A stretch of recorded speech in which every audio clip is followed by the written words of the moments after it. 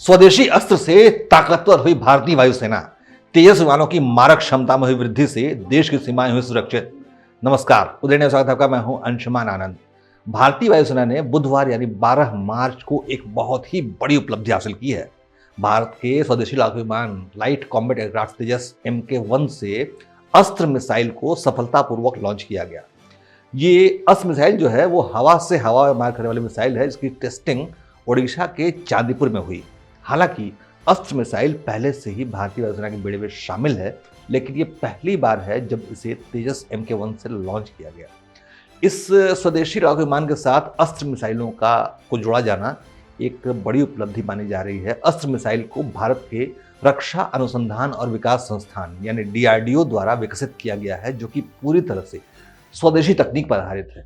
विशेष बात यह है कि बुधवार की रात अस्त्र मिसाइल के सफल परीक्षण के बाद भारत उन विकसित देशों के क्लब में शामिल हो गया है जो लंबी दूरी की एयर टू एयर मिसाइलों का निर्माण कर सकते हैं।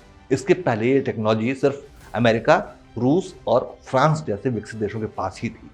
अस्त्र मिसाइल दुश्मनों के रडार को चकमा देने में पूरी तरह सक्षम है, क्योंकि इसमें धुआं नहीं होता।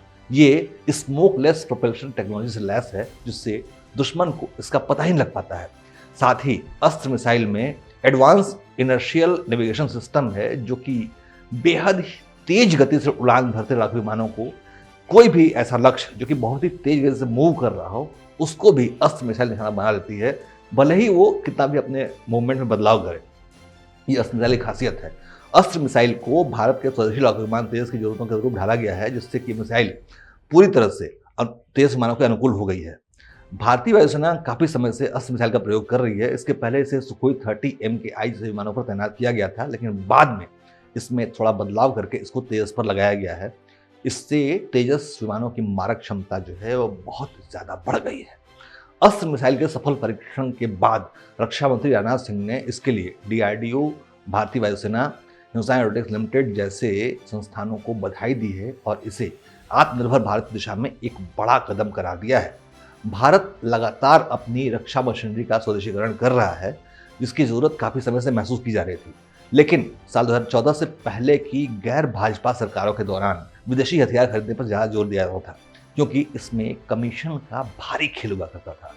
लेकिन जब से PM मोदी ने सत्ता संभाली है, तब से स्वदेशी रक्षा कंपनियों को मजबूत बनाया जा रहा है और उन्हें नवीनतम स्वदेशी विदेशी तकनीक से लैस भी किया जा रहा है, जिससे आज हम भारत में ही अपनी जरूरत के हथियार तैयार कर रहे हैं। अस्त्र मिसाइलों से लैस तेजस लड़ाकू विमानों से भारत की रक्षा प्रतिरोधक क्षमता को मजबूती मिलेगी। ये देश की पूर्वी और पश्चिमी सीमा यानी चीन और पाकिस्तान दोनों के साथ दोहरे संघर्ष की स्थिति में बदलते हवाई युद्ध की रणनीति के लिहाज से बहुत ही अहम साबित होगा, क्योंकि अस्त्र विमानों से लैस तेजस बहुत ही दूरी से दुश्मन को निशाना बनाने में सक्षम होगा। DRDO आने वाले समय में अस्त्र मिसाइल के और भी परीक्षण करने वाला है, जिससे इसकी सटीकता, मारक क्षमता और विश्वसनीयता को ज्यादा से ज्यादा एक्यूरेट बनाया जा सके, परफेक्ट बनाया जा सके। अस्त्र मिसाइलों के इस प्रोजेक्ट पर दुनिया के कई दूसरे देशों की भी नजर है। ब्राजील भी अपने ग्रिपेन विमानों के लिए भारत से अस्त्र मिसाइल खरीदने पर विचार कर रहा है। साथ ही आर्मीनिया ने भी पिनाका, आकाश और तेजस के साथ अस्त्र मिसाइलों में को खरीदने में रुचि दिखाई है। यानी कि अस्त्र मिसाइलों के विकास पर लग रहा पैसा उसे विदेशी ग्राहकों को निर्यात करने से रिटर्न आने की पूरी संभावना है। ये है PM मोदी के सपनों का नया हिंदुस्तान, जो कि आत्मनिर्भर भी है और हथियार बेचकर विदेशी मुद्रा भी कमा रहा है। जय हिंद, जय भारत।